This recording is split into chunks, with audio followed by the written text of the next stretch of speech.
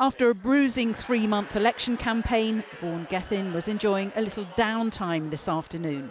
Although watching the Welsh rugby team in their Six Nations match against Italy wasn't without its moments of tension.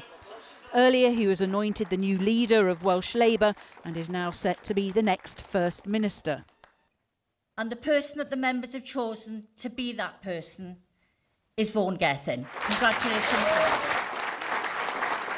In the end, his victory over his only rival, Jeremy Miles, was tight, 52 to 48%.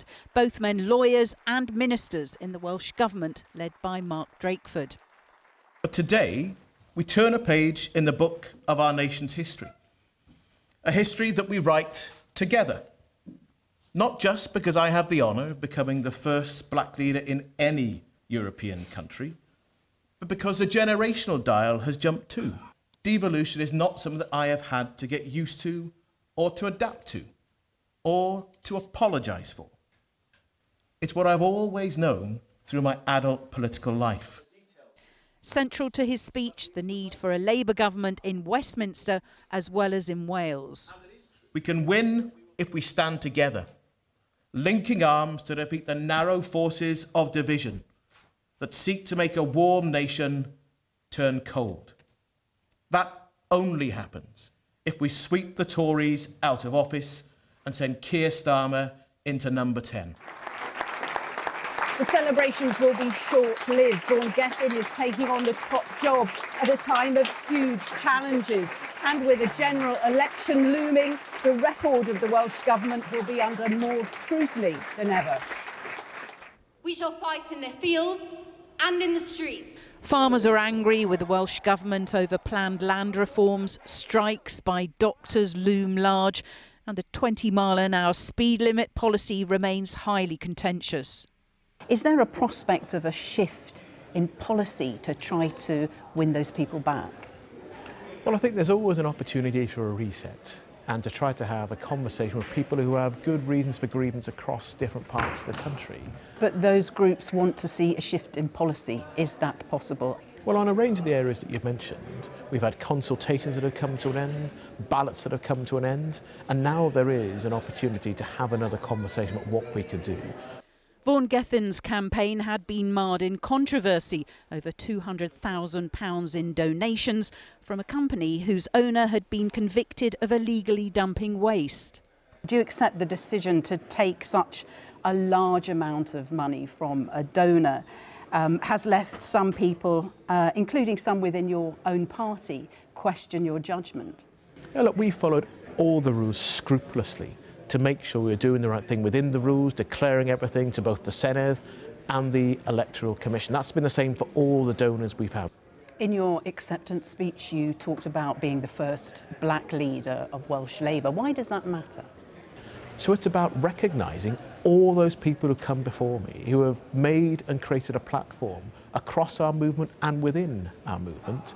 And it is about saying to many people up and down the country, all of this is possible. We know that there's still more progress to make in our country, but it's a really visible signal of how we are changing. With that in mind, is it time for Diane Abbott to be given the party whip back? Well, Diane Abbott has had a long run of history within the party. Should she be a Labour MP again? Her historic victory in 1987. But I don't know the detail of anything that's been said with the complaint, with what the response has been, so I can't get drawn into it because I don't know. What I do know is there needs to be a conclusion. Vaughan Gething may be savouring the historic nature of his success today, but his political opponents are already questioning his ability to deliver real change.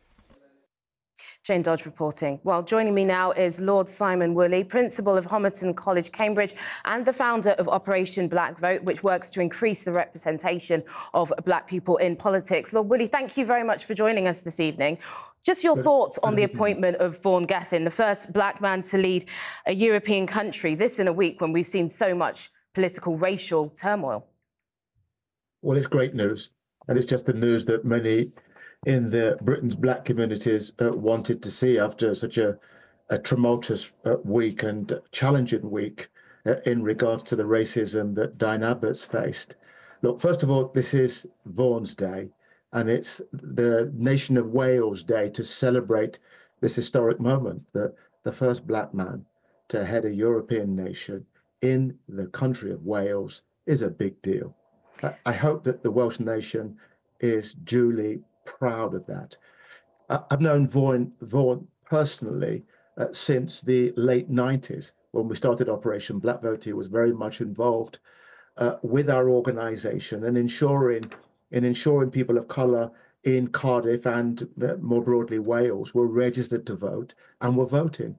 And when he came to public office, I was just going to say, we haven't got much time, but I just wanted to say, from the political divide people have been celebrating today. Rishi Sunak stood up in PMQs this week and he was obviously talking about Frank Hester. He said he's pleased that that donor is supporting a party which represents the most diverse cabinet in history and the country's first British Asian Prime Minister. His argument being that now, as a country, we've come very far. What do you make of that?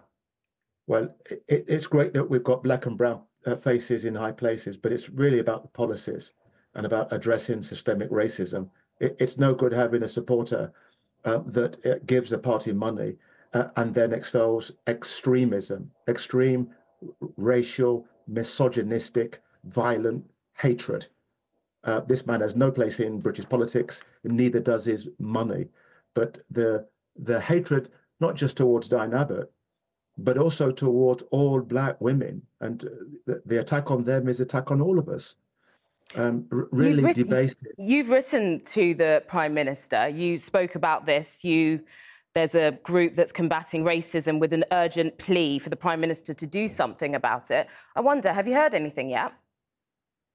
Not yet, but we hope to. I mean, look, this is a disgrace.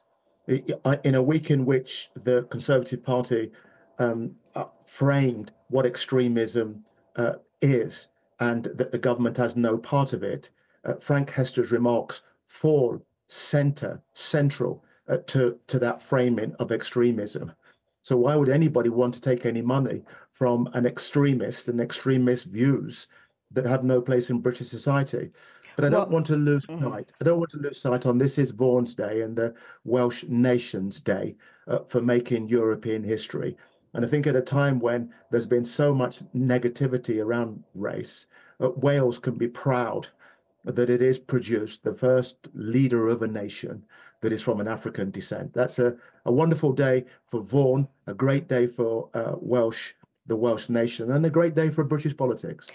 Lord Woolley, before you go, I just wanted to ask you about Diane Abbott. We spoke to her, we caught up with her in Hackney yesterday. She said she hopes that Sir Keir Starmer will do the right thing, referring to him giving her back the Labour whip. This hasn't happened yet. Do you see that coming? I hope so. I mean, look, this is a stalwart for racial and social justice, and she needs due process. She apologised from the get-go for the errors. I think what people want to see is that she's treated fairly, and she's treated in all the things that she's done for this nation over many decades. And I spoke to her too this week, asked her about her well-being. That nobody wants to be threatened with a bullet, and that the nation do not rally around and say, "How are you?" So I did that. Many others have too. I hope our political leaders actually acknowledge the hurt, not just to her, but to all black people in the United Kingdom.